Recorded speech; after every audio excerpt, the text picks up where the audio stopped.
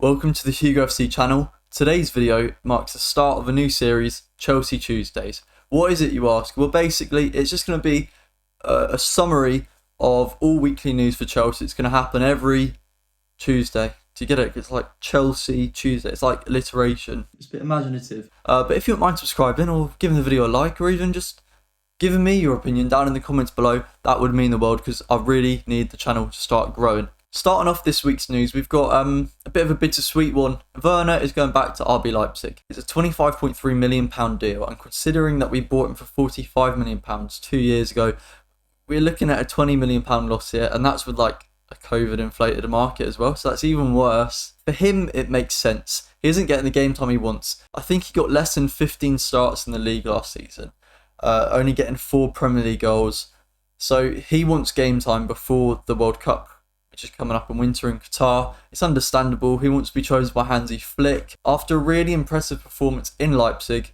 in his comfort zone under Nagelsmann, he scored 23 goals in 89 appearances for the Blues. He had purple patches, but if we're being honest, he was wasteful in front of goal despite his great personality. Yes. He's hardworking, and that is useful for Tuchel's system. But if I wanted Chelsea to sign a replacement, and I do, on either of the wing, the right wing or the left wing, somebody quick, but somebody who doesn't run about like a headless chicken when they have to finish, I don't think we look in the Bundesliga again. I'm not completely sold on the adaptation it takes from the German league to the English league. That's why I think we should sign Michael Elise from Crystal Palace. I think he's a cracking player. I think tactically he can adapt, basically, and he did a great job for Palace last season. Hopefully, without injuries. He's got an absolute wonder of a left foot. He's so creative, so skillful. I think he would be an absolute addition to the squad. Now, on to the next piece of news. Edouard Mendy is in talks with Chelsea over a new contract. He's got three years left on his deal currently, and he wants a 3-year extension. We're not sure on the figures yet, but it's worth doing. He is a good keeper. His form has taken a downturn in the last year, but you see people on Twitter, idiots on Twitter, labelling that this is his Kepa character arc. No, it's not. He is so much better than Kepa. He just needs maybe a bit of confidence, or maybe some better competition, because on to the next piece of news, link into that, Kepa is probably going to leave. Lazio are probably going to get him on a loan deal. There's been no mention of an option to buy or an obligation to buy. He's looked better recently. I mean, he was basically starting in all the cups for us. We had that awful penalty shootout against Liverpool in the EFL Cup final. But he's a good player, great manager, goalkeeper. There's a lot of exits this week, but we are looking at Cho Hudson-Odoi. He is looking for an exit from Chelsea on loan, which is what the club would prefer. There's 2 Premier League clubs, as well as Juventus and Borussia Dortmund, interested in getting him. One of those Premier League clubs could be Leicester, because as you know, we are interested in signing Wesley Fofana. The fee could rise to £85 million, that's what we're willing to put, which is a lot of money for a very young centre-back who made, I think, less than 10 starts in the league last season. So he could be a make-weight in shifting the deal towards something a bit more reasonable, sort of like we did with Brighton for Mark Cucurella, where we got Cucurella in and sent out Levi Colwill there on loan. Also, in an interview, Tuchel has confirmed that Marcos Alonso is close to leaving Chelsea for Barcelona, which for Barcelona is a stupid move. I hope it goes horribly for them. Dickheads. Or as the Spanish would say, a dickhead. Dickhead. Speaking of Barcelona though, and absolutely ruining their club into the ground, they've pulled something up in Frenkie De Jong's contract saying oh look, there are some very illegal doings in your current contract. You need to go back to the old plan, because Bartomeu did not, basically that, or leave for free, and we're not going to pay you 50 million of the wages that we owe you. It's an awful situation for him. He obviously wants to get paid. Maybe it's best for him to leave, but he's putting his foot down.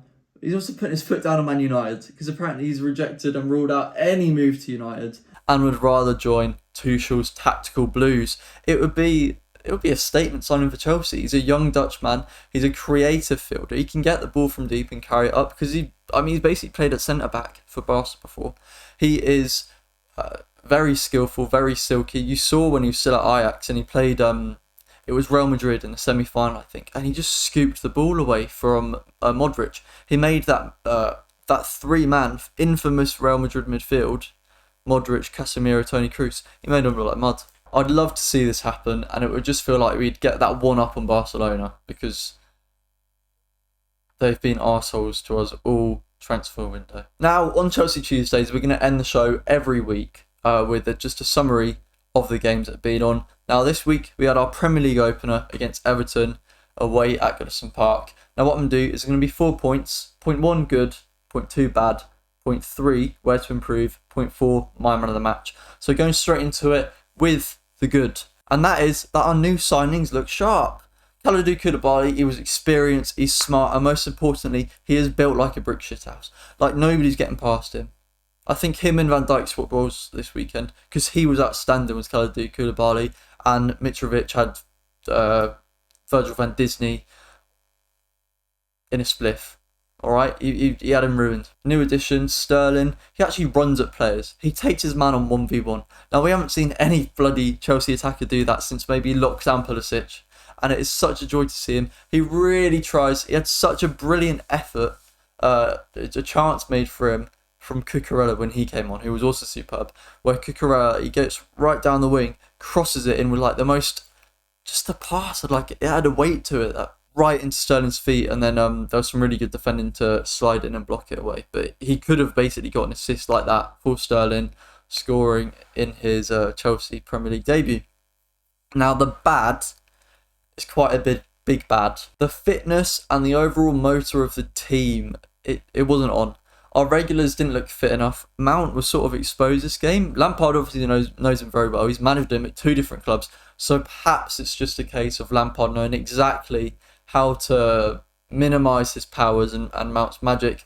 But he's my favourite Chelsea player, and I'll sing his praises. I'll wax lyrical. For him to really stand out in my eyes as having a bad game, that says something, because I'm his biggest supporter. The worst player for me was N'Golo Kante.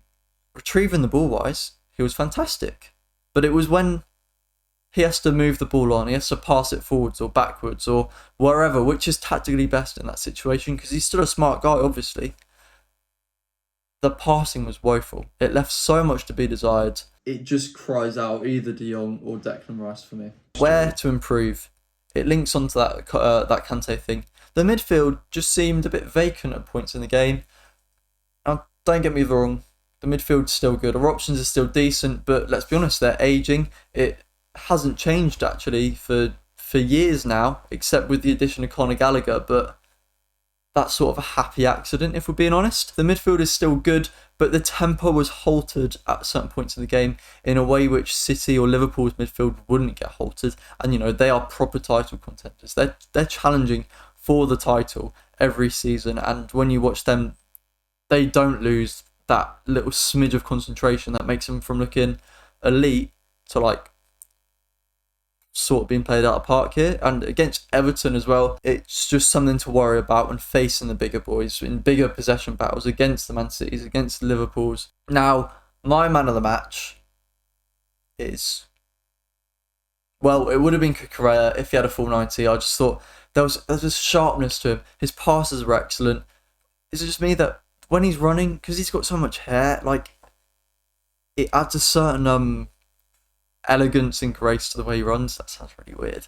But the man who does get my man of the match is Thiago Silva. He aged like a fine red, let me tell you that. He was absolutely class, and I just think what really stood out for me was he's alongside a new defender there, and he reassured our defence when he first came in. And I just think that you could put him in any defence, in any defensive system, any back line, and he'd shore it up. He'd glue it together. So we can only hope as Chelsea fans that Kalidou Koulibaly's career is as evergreen as Thiago Silva's, and fingers crossed he stays with us until he is 36 and 37. And he can teach the likes of Trevor Chalobah, he can teach the likes of Wesley Fofana just to be top 5 centre-backs in the world. Now, that is the first episode of Chelsea Tuesday. I hope you did enjoy. Thank you very much for watching. If you did enjoy, like and subscribe. Thank you.